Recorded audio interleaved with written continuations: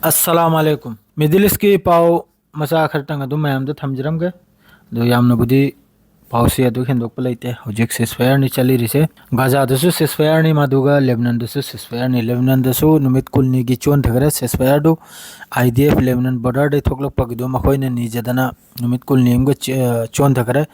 चोन थगरसु नुमित कुलनी मा half खरसु Lebanon दा होजिक की बॉर्डर दा लेबनानी मी मखै बॉर्डर थादोक ले चखि मखै दा दुम होजिक चंगजल ए बॉर्डर दा दुरसु आईडीएफ ना कापतना मियो यानी मसीबगी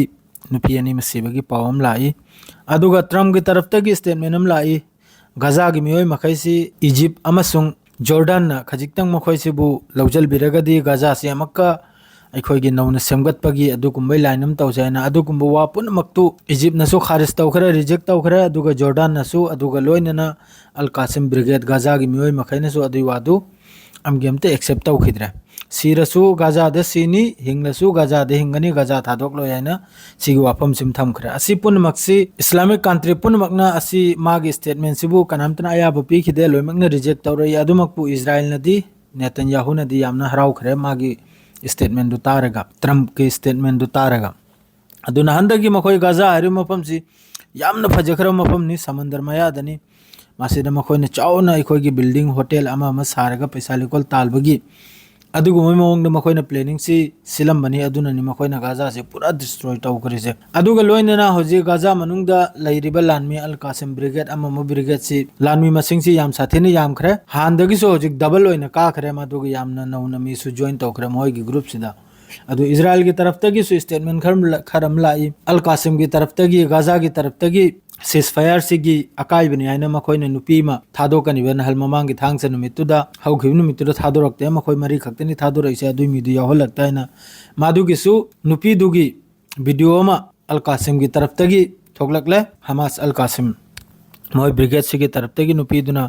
मयाम द खंगन जरई अमेरिका के ट्रम्प अमसुंग नेतन्याहु दे एंगु मथंगी दई सुमजु थादोर अनिमनी अदु नखोय सुम तौदना होजि की सिसफायर ओइरिसिना नखोय अकाय पिबिगनु सिसफायर से अदुम मी सि सिंदोक सिंजिन मी फादना लैखि मखै से अदुम सिंदोक सिंजिन से अदुम तौहलबिउ हाइना मानसु स्टेटमेंट अम पिरई अदु मथंगी थांगसे नुमित मापसु थादोकपगी मखोय मियोय मरी अमगा मियमगी महुत्ता फिलिस्तीनी जेल दा उमर कैद ओइदना लेबा मी यांखै मियमगी महुत्ता मी यांखै असि थादोकपगी वानी मथंगी थांगसे दसु असुम तौदना नहलगी ममांगी दि मी थादोक थाजिन दुरसु मी चनीमा जेंदा लेबा मी चनीमा इजराइल की तरफ ते थादोर इमादो हमास नसु अदुइ मथक्ता है मखोयना नि मी थादोरक पत्ता पिसायना अदुगुंबा क्लेम हमसु तौवी हमास न इजराइल की मथक्ता अदरैदि हजु नॉर्दर्न गाजा रोमदा हलैबा मी सि लाख अहुम लोमनी मासिजु नहल मोयने चंगहनदना लंबी लतांग मखोगी मरकाबा तेंग अमम होगी वेहिकल थजन तौबदु हौजिक अलोइबद थादोखरे अलोइबद मखोइसु ngमददना उपाय लेतेदना लंबी दु थादोकना हौजिक लोइने चंगजलकले अदुगा हौजिक गाजा मनुंग मी लिसिंग तरुक की मथक्तनी अल कासिम ब्रिगेड की मखोगी ट्रैफिक लाइन दो ओइगेरा पुलिस लाइन दो ओइगेरा अम लाइन दो ओइगेरा लोइना मखोगी कंट्रोल दनी हौजिक पूरा गाजा मखोगी कंट्रोल दनी अल कासिम ब्रिगेड लैरिबा ब्रिगेड मखैगी लान गाजा की दमकता लान तौरिबा कांगू मखैगी मखुत्तनी हौजिक गाजा से मखोइना हौजिक फुल कंट्रोल ने गाजा से अदु रेडी नि मखोइजो अमगहन्ना अल कासिम की तरफ तगी स्टेटमेंट पिरई करिगुंबा सिसफायर सी काइब तारगदी मखोइसु रेडी नि लान तौबै दमकता हैना मादुग सोमदा हिजबुल्लाह सु रेडी नि हिजबुल्लाह ना हौजिक नुमित कुलनी सिगी मनुंगदा सुंबु आईडीएफ की लान मी थोक तब तारगरी नुमित कुलनी में मखोइने निजदना लौ थजखरिमनी हौजिकी कनोम सिदगी याखोगी लेबनान बॉर्डर सिदा करिगाइबदी सोमदा नहलखरनी ममांगदा हिजबुल्लाह लान तौद्रिंगैदा मखोगी सेटलमेंट मखैदगी थोखिबा मियोय मखैदो सोमदा अखो इजराइल मनुंगदा इजराइल नत्तेदा मखोइना लम लौजलबा मनुंगदा हायरगे अदुर थोखिबा मी मखैदो मखोय हन्नरा अमखन्ना ताहलबगी अदो हजु फौ मियोय एमफौ चंगजलक्तरे अदुर ताबगी अदुमकपु सोमदा लेबनान बॉर्डर दे थोखिबा लेबनीस मखैदी लोइने चंगजलकपा होरा तला दु चंगजलकपद्र नहल मखोइना फायरिंग तौद्र मी अनिमसु मी अनिर मंगारा दुमसु सिबगी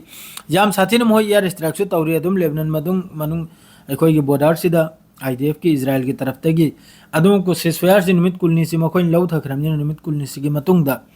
करी मोंगदा हिजबुल्लाह की तरफ तगी करी मोंगदा लाकपनो असुजु यंग बताय अदुगा इजराइल की तरफ तई वाम सु स्टेटमेंट हमसु लाई इजराइल की हाना की मखोगी मिनिस्टर कांगलुप खरमना हाइजरी हौजिक मतम सिदनी ईरान की मथक्ता लान से तौनिबा हैना ईरान की न्यूक्लियर साइड से अदुमकु ईरान सु पूरा रेडी नि हौजिक न्यूक्लियर साइड होगेरा इरान मनुंग होगेरा तेहरान होगेरा लोइन मखोगी एयर डिफेंस मागसु फजन सेम साधन लोइखरा अदुगा इरान गसु हौजिक कैनोमगा अखोगी अफगानिस्तान गसु वारी सानरी अदुई मथक्ता इरान गी मनुंगदा अमेरिका दगी सुमी मथारक्तना इरान गा करी करनो वासी मखोगी हाइनबगी शांति से पुरकनब मिडिल ईस्ट दा असुगुंबगी वासु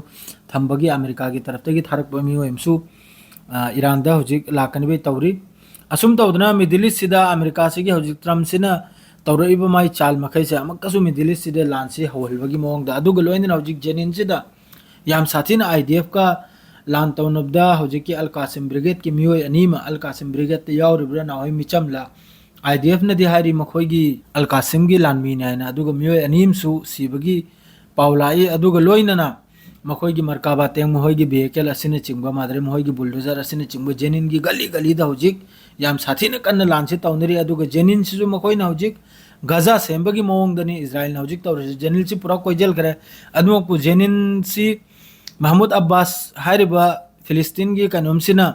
मकोक चिंगबसिना हाइरगे माबो अतोपा ममिंग्रा पंजनिंग्रे असिना जेनिन सिजु मागे अंदर द माना कनोम शासन तौरमना अदु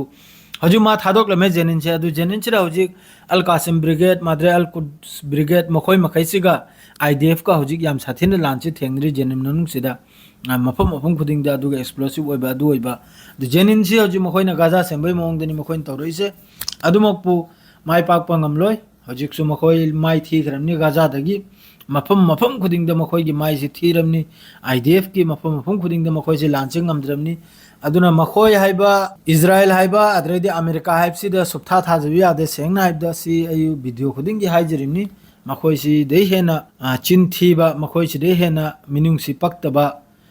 वाल सि द लैखिद्रमनी अदुना हेगी दे पाउसे फाउखक्तनी अदुगा मी लाख अहुंगी नक्यानी हजी नॉर्दर्न गजा रोमदे चंगजल इसे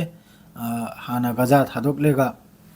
लान हौरकपगी द रिफ्यूजी की टाइप तो लेखि मखैदो मसा मसा मयुमदे लोइना हजी हंजनरकले अदुगा गजा मनुंगदसु यामना थुन्ना हजी अखोयगी कनोमसिगी लाइरिक लाइसु मखोयने स्कूल सु लोइन थुगाइदना लोइखरे यूनिवर्सिटी स्कूल माद्रेडी हॉस्पिटल आसी मखैसि अहानबदा हजी अल कासिम ब्रिगेड मखैसिना माद्रे गजागी मियोय मखैसिना अहानबदा स्कूल अमसुंग अखोयगी यूनिवर्सिटी स्कूल माद्रे हॉस्पिटल सि हाना रिबुल तौबगी दमक्ता हाना सागत संगत पे दमक्ता सि याम साथिना मखोयजु चथरी